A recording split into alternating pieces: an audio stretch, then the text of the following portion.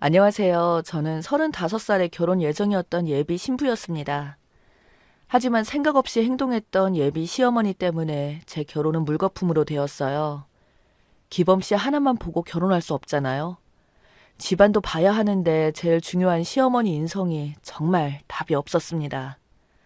제 직업은 치과 의사인데요. 제가 치료해주던 환자가 계속해서 마음을 표현했고 연애에 대한 생각이 전혀 없었던 저는 좀 당황했었지만 그래도 사람은 좋은 것 같아 오랜 기간 솔로였기 때문에 알아보기라도 하고 싶어 연애하게 되었어요. 그런데 생각보다 마음이 잘 맞더라고요. 제 비위를 맞춰주려고 그러는 건지 좀 더 지켜보기로 했었어요. 그렇게 만나온 지 2년 정도 되었고 기범 씨는 일반 직장에 다니는 회사원이라 저보다 늦게 끝나는 시간이 많아 회사 앞에서 평소와 마찬가지로 기다리고 있는데 저보다 먼저 회사 앞에서 기다리고 있는 분이 있었고 기범 씨가 마침 나오면서 웃으면서 하는 첫마디가 엄마였습니다. 그렇게 처음으로 어머님을 뵈었고 생각지도 못한 자리가 마련되었어요. 식사 자리에 정말 폭풍 질문이 쏟아지기 시작했는데 최대한 침착하게 물어보신 질문에 답변을 드렸습니다. 그래, 우리 아들이랑 2년이나 만났었다고? 그런데 얼굴 한번 안 보여주고 너무 섭섭하다, 아들. 엄마 서운해. 이렇게 이쁜 여자친구 있으면 엄마한테도 인사시켜줬어야지. 결혼 생각하고 만나고 있는 거지? 네, 맞아요. 너무 섣부르게 인사드리러 가는 것도 아닌 것 같아 조심한 점도 있었어요. 그리고 기범 씨랑 결혼 생각도 하고 있고요. 마음도 잘 맞고 저를 너무 잘 챙겨주거든요. 다음에 저희 치과에 오세요. 제가 치아 관리 좀 해드릴게요. 어머, 그럼 내일 당장 가도 되는 거니? 요즘 이가 시려서 물 한 잔 먹는 것도 힘들었는데. 정말 잘 됐다, 얘. 앞으로 자주 가도 되는 거지? 들떠있는 어머님은 제가 치과 의사라는 게 마음에 들었는지 처음 인사했을 때와 다르게 직업이 밝혀지고 나서 대우가 달랐습니다. 그렇게 식사가 끝이 나고 제 손에는 땀이 흠뻑 젖을 정도로 많은 긴장을 하고 있었는데 다리까지 후들거렸었네요. 이렇게 다음날 어머님께서는 정말 치과로 바로 오셨어요. 그런데 문제가 하나 생겼죠. 혼자 오신 게 아니라 주변 지인분들을 싹 다 데리고 오셔서 난감한 상황이 생겼죠. 아직 결혼한 것도 아니고 상견례조차 하지 않았는데 벌써 며느리인 듯 아주 편하게 하시는 것에 당황스러워 멍하니 서 있었는데 제 눈치를 살피더니 예비 며느리 자랑 좀 하고 싶어서 친구들 좀 데려왔다며 친구들은 오늘만 올 테니 체면 한번 세워달라며 뒤에 서 있는 분들이 저를 빤히 쳐다보고 웃고 있길래 그날은 그냥 넘어갔어요. 그렇게 스케일링, 임플란트, 크라운 치료 등 싹 다 예약 잡아드리고 고맙다며 나중에 밥 한 끼 사주겠다고 웃으면서 조용히 친구분들과 나가셨습니다. 그렇게 정신없는 하루가 지나가고 체력이 많이 떨어졌는지 피곤해서 그날은 일찍 집에 들어가려고 했는데 그날따라 기범 씨가 일찍 끝났는지 치과 앞에서 기다리고 있었어요. 배가 고프기도 해서 함께 저녁 먹고 들어가면 되겠다 생각하며 빠르게 뒷정리하고 밖으로 나섰습니다. 기범 씨가 예약한 곳이 있어 식당에 바로 들어가니 음식이 세팅되어 있었고 어머님이 왔었다며 이런저런 이야기하면서 시간을 보냈어요.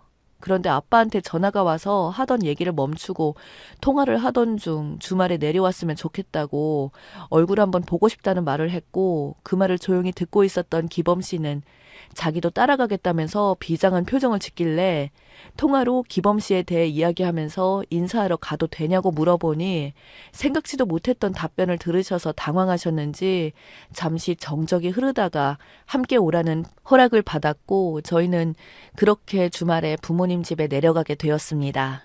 그런데 기범 씨의 표정이 너무 심각했어요. 저도 지금도 아빠 집에 내려가면 적응하기 힘들어했죠. 왜냐하면 아빠는 돼지 축사를 운영하시고 있거든요. 냄새가 정말 지독해요. 그렇다 보니 기범 씨는 계속해서 인상을 쓰고 있었고 아빠가 걸어 나오면서 저희를 맞아주는데 기범 씨가 헛구역질을 하더니 결국 잡초 있는 곳에 구토를 하고 말았네요. 힘들게 집 안으로 들어갔고 적응하지 못한 기범 씨는 아빠와 제대로 된 대화조차 이어나가지 못해 상황이 난감하게 흘러가기 시작했어요.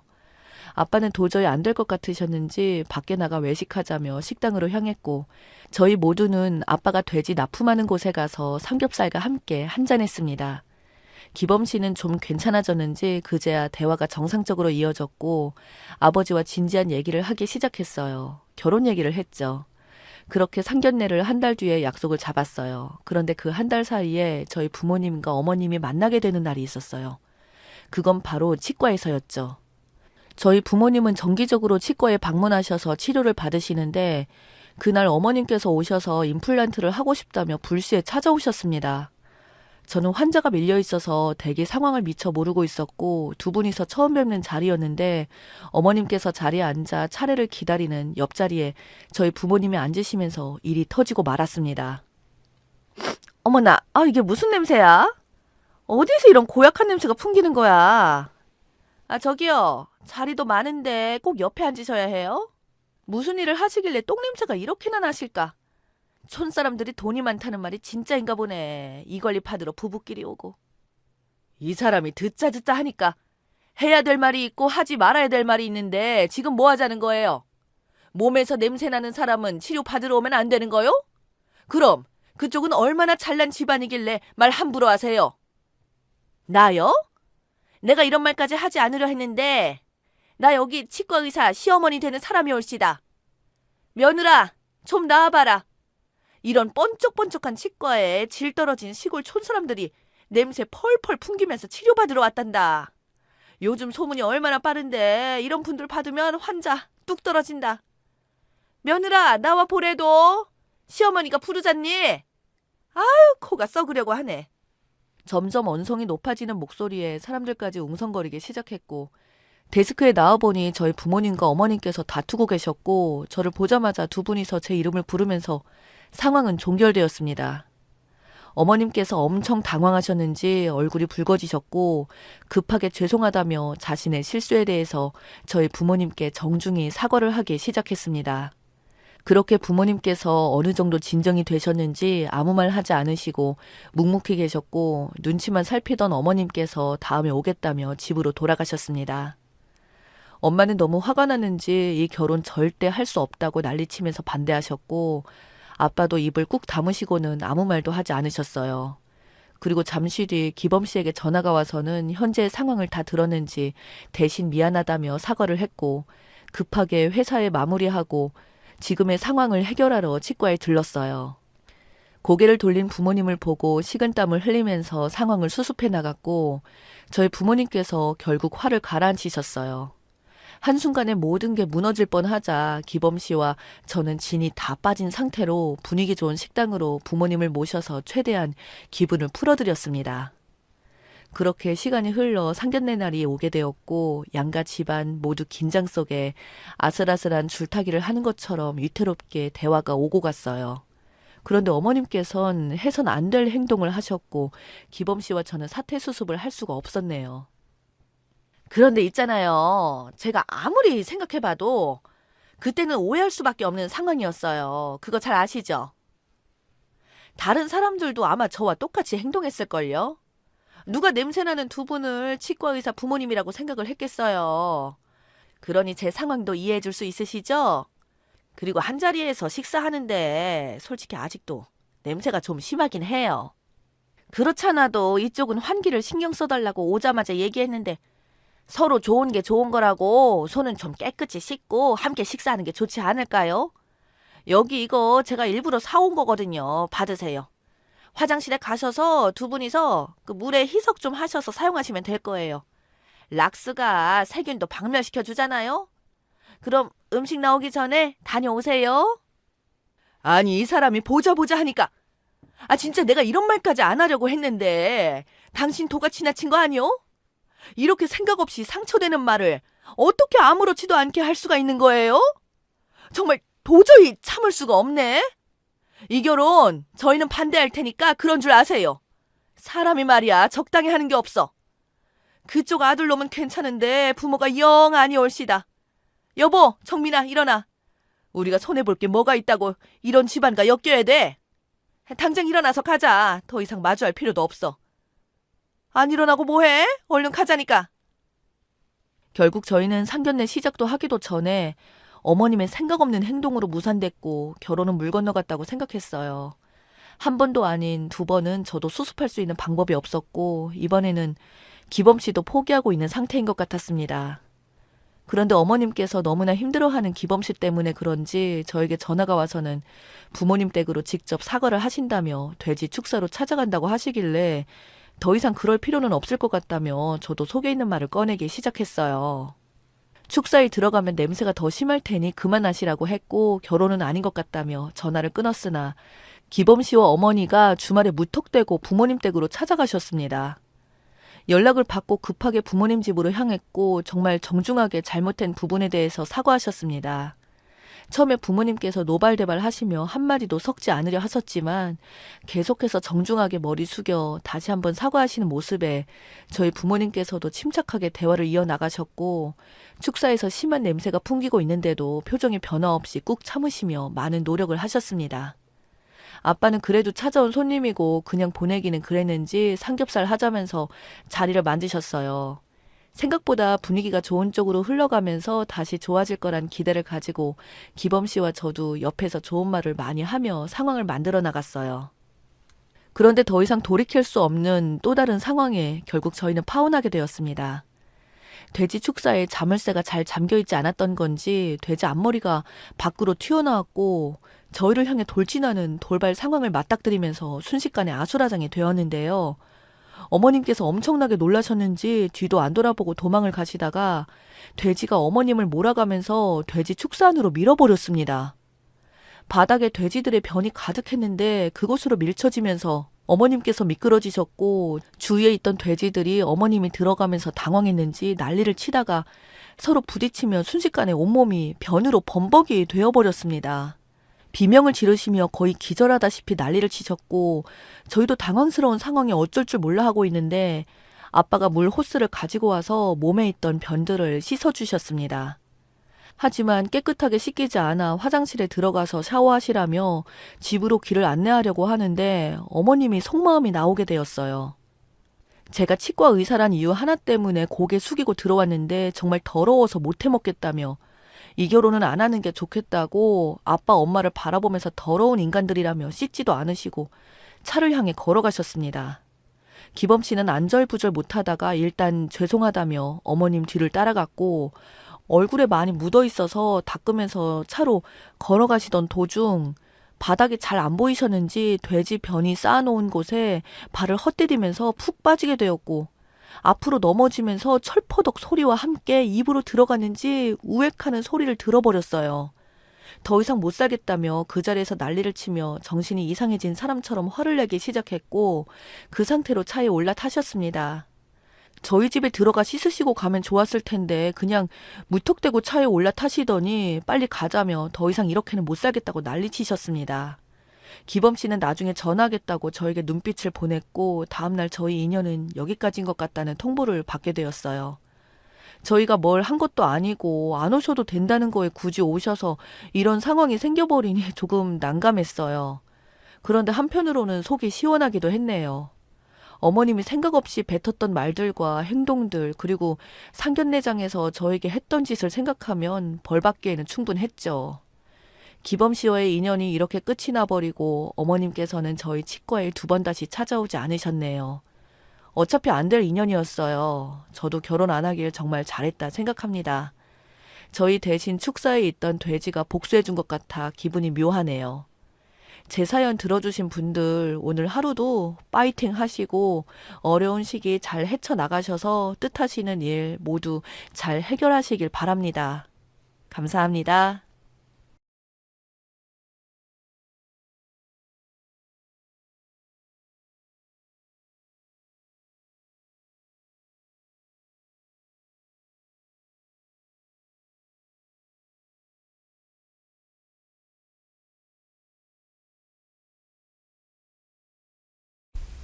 저는 서울 한 병원에서 정신과 전문의로 일하고 있는 여자입니다. 정신과 전문의라고 하면 삐까뻔쩍하고 잘나고 멋진 삶을 살 것만 같은데 제 인생은 참 고달팠네요. 저는 20대 때 결혼을 기약했던 남자가 있었어요. 6년을 만났었고 결혼 이야기가 나와서 자연스럽게 양가 부모님께 인사도 드리고 상견례도 마치고 식도 올렸죠. 신혼여행도 갔다 오고 세상에서 제일 행복한 삶인 것처럼 하루하루가 참 좋았습니다. 제가 신랑의 주머니에서 립스틱을 찾기 전까지는요. 결혼한 지 3달도 안 되었을 때 남편이 술에 잔뜩 취해 새벽 4시쯤 들어온 일이 있었습니다. 전화도 안 받길래 저는 잠도 안 자고 남편을 기다렸어요.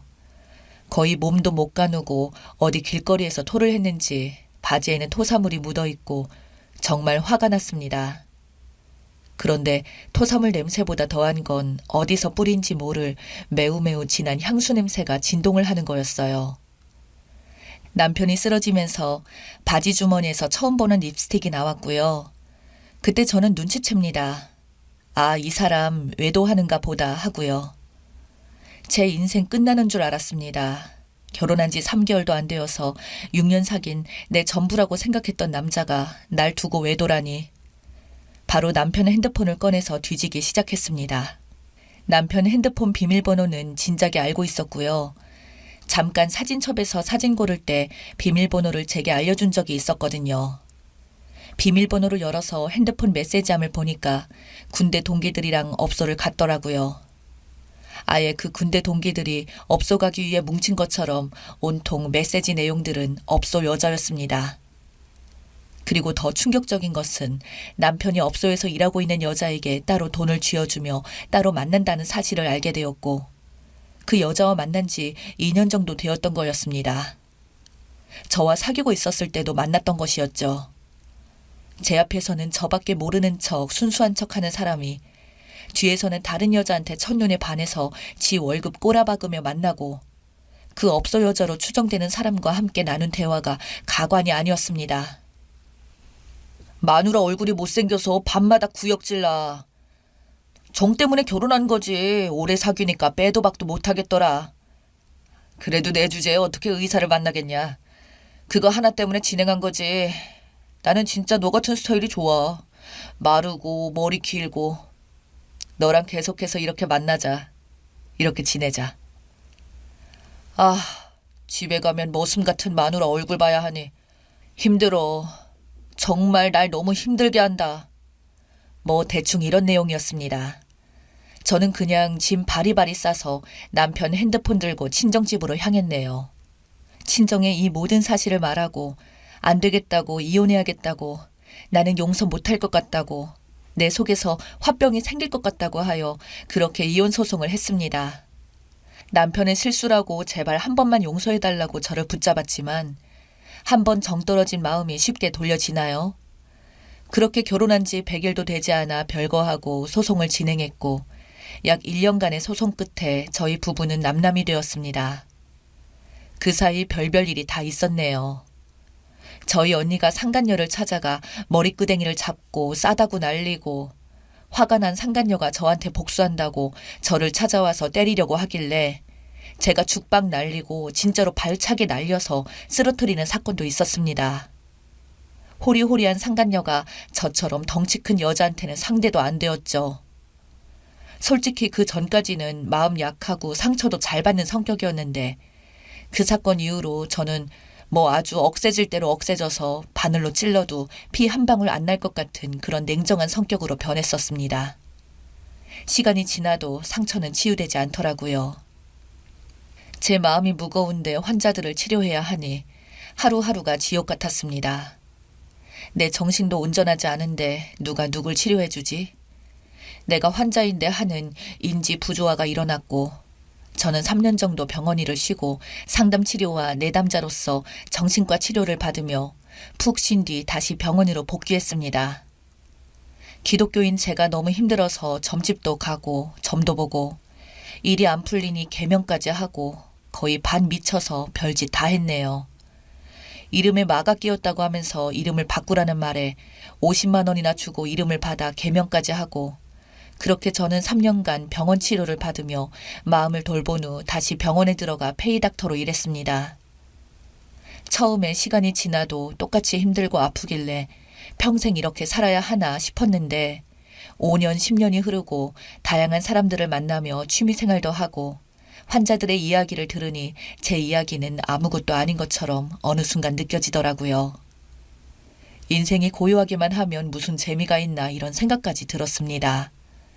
제가 전공하고 있는 과가 정신과이고 일 특성상 정말 세상에 별의별 이야기가 다 있으니 그런 사연들을 다 듣고 있으면 통달하게 된다고 할까요? 남편도 용서하게 되고 제 마음을 갈기갈기 찢어놓았던 상간녀도 시간이 흐르니 그냥 아무 감정도 안 들고 오히려 그냥 다 잘 살았으면 좋겠다 이런 생각이 들었습니다. 하지만 한 번의 결혼 실패 후 저는 그 이후로 그냥 일과 결혼을 했다 생각하고 그냥 일, 집만 반복했네요. 지금이 40대 후반이니까 거의 20년이 시간이 흐른 것이죠. 그렇게 평소와 같이 환자들을 보고 있었는데 상간녀 이름과 똑같은 여자가 알코올 관련으로 약을 처방받고 상담을 한다고 예약을 잡았더라고요. 상간녀 이름과 똑같으니 살짝 소름 돋았습니다. 그렇게 저는 그 여자가 쓴 간단한 증세와 검사지를 살피고 환자를 맞을 준비를 했습니다. 아직도 기억나는데 월요일 오전 11시에 첫 예약을 했던 그 여자가 상담을 받으러 제 방문을 열고 들어온 순간 저는 완전 굳어버렸네요. 이름만 똑같은 게 아니라 얼굴까지 똑같았습니다. 20년 전 내 인생 박살내버린 그 상간녀였습니다. 그 사이에 얼굴을 얼마나 많이 건드렸는지 코도 많이 망가져 있고 눈에는 너무나 선명하게 쌍꺼풀 수술 자국과 얼굴에 보톡스를 너무 많이 맞아서 나이에 맞지 않게 거의 얼굴살이 흘러내릴 정도더라고요. 그래도 예전 얼굴이 남아있어서 저는 바로 상간녀임을 알아챘습니다. 하지만 상간녀는 저를 못 알아보더라고요. 알코올 중독과 당뇨 증상 때문에 이미 이가 누렇게 변했고 잇몸이 거의 주저앉은 상태였습니다. 그리고 이전 병원에서 진단받은 알코올성 치매 증상 때문에 저를 못 알아보는 건 뭐 당연했지요. 상간녀는 심하게 아주 심각하게 망가져 있는 상태였습니다. 우울증과 공황장애 증상까지 있는 상태였고요. 만감이 교차하더라고요. 처음에는 상간녀가 어떤 말도 하기를 싫어하고 그냥 약만 지어달라고 하길래 그렇게 약만 지어주고 보냈습니다. 계속 이 환자를 받아야 하나 말아야 하나 망설여졌죠. 그렇게 고민을 하고 있을 때 상간녀와 일주일에 한 번씩 상담을 하게 되고 그 사이 나름 환자와 의사와의 신뢰관계가 생겼는지 그동안의 삶에 대해 하나씩 꺼내주더라고요. 엄마가 어릴 때부터 학대해서 중학교 때 집을 나와 몸쓰는 일을 했다. 몇몇 손님들 중엔 날 좋아하는 손님들이 있었고 그 손님들한테 사랑을 받을 때마다 내 존재 가치를 느끼고 살아있는 기분을 느꼈다. 대부분 유부남이었고 정말 해서는 안 되지만 유부남인 걸 알면서도 계속 만나며 그냥 질투심 때문에 여러 가정을 내가 망쳤다. 일부 남자들 주머니에 립스틱, 파우더, 가게 명이 적힌 라이터 등등을 넣어놨고 정말 별의별 일이 다 있었다. 20대 초중반까지는 큰돈도 만지며 모든 남자가 내 손아귀에 있는 것 마냥 살았는데 30대가 되니까 누구 하나 날 찾는 사람도 없고 가게 레벨이 계속 내려가다 보니 어느새 술이 없으면 잠에 못 드는 지경까지 왔다. 지금 너무너무 미안하다. 나 때문에 가정 파탄나고 이혼하고 상처받은 사람들 때문에 내가 이 지경까지 온 것 같다고 하며 펑펑 울더라고요. 저도 참 이상한 게 화가 나는 게 아니라 그 이야기를 들으니까 덩달아 눈물이 나오려고 하더라고요. 이 여자가 내 인생을 망쳤던 상간녀인데 나는 왜 이 여자에게 연민을 느끼고 있지 하는 복잡한 생각과 함께 참 인생이 기구하다 싶었습니다. 인간이 삶에서 어린 시절보다 더 강렬하면서 연약한 시절은 존재하지 않고 그때 받은 상처가 어른이 되어서 얼마나 큰 영향을 끼쳤는지 의사로서 잘 알고 있었기에 저 여자 탓만은 아니구나 싶었습니다. 어린 시절 가족에게서 무조건적인 지원과 사랑을 받지 못한 채로 자란 아이들은 자아 존중감 발전을 제대로 하지 못하고 성인이 되어 안 좋은 방향으로 속에 있던 분노, 불안 등을 표출하거든요. 상간녀는 그걸 남의 가정을 깨트리면서 본인의 공허함과 분노 그리고 애정 결핍을 충족시킨 것 같았습니다. 펑펑 울며 본인 이야기를 들어줘서 고맙다고 선생님 때문에 그래도 조금씩 버틴 것 같다고 말하며 제 손을 꽉 붙잡는 상간녀를 보며 저는 아무 말도 할 수 없었습니다. 그냥 이렇게 말했습니다. 잘못한 걸 인지하는 것부터 시작이라고. 당신 때문에 상처받은 사람들의 상처를 당신이 감히 헤아릴 순 없지만 평생 사죄하고 속죄하며 절대 삶의 끈을 놓지 않고 최선을 다해 사는 것이 유일한 방법이라고 말했습니다. 그리고 차마 당신 때문에 나도 상처받았다고, 나도 참 많이 힘들었다고 그 말은 끝내 하지 못했네요. 세월이 많이 흐르고 저도 나이를 먹어서 그런지 참 많이 약해졌나 봅니다. 정신 못 차리고 이 남자 저 남자 만나며 아직도 그 짓거리를 하고 있었다면 저는 온갖 방법을 동원해서 복수를 했겠죠. 그런데 본인이 잘못을 깨우치고 고통에 몸부림치다가 회피하는 방법으로 술을 선택해 몸이 망가진 그녀를 보니 화도 무슨 말도 할 수 없었습니다. 당뇨에 각종 알코올 합병증에 이어 다 상해서 제대로 발음도 안 되는 그녀를 보니 벌을 받긴 받았구나 싶더라고요. 저는 그냥 상간녀를 용서하기로 마음을 먹었습니다. 이미 수년 전 용서를 했다고 생각했지만 다시 한번 용서를 하려고 합니다. 용서를 하는 게 결국 상간녀를 위한 게 아니라 저를 위한 것 같더라고요. 그래서 상간녀를 용서하고 환자에게 의사로서 해야 할 명분을 하려고 합니다. 그냥 상간녀가 알코올 중독에 빠져나와 평범한 삶을 살기를 기원하며 최선을 다해 치료해 주려고요. 여러분들이 바라는 머리 잡고 복수하는 그런 결말이 아니라서 죄송합니다. 하지만 어차피 살아가는 세상에 복수하고 악수고 분노해봤자 결국 그게 다 저의 가슴에 돌아오더라고요. 저는 용서하고 사랑하고 베풀며 그렇게 살려고 합니다. 너무나 기가 막히고 참 말도 안 되는 운명인 것 같아서 어디에 좀 털어놔야 제 마음이 편할 것 같아 이렇게 사연을 제보하게 되었습니다. 긴 글 읽어주셔서 정말 감사합니다.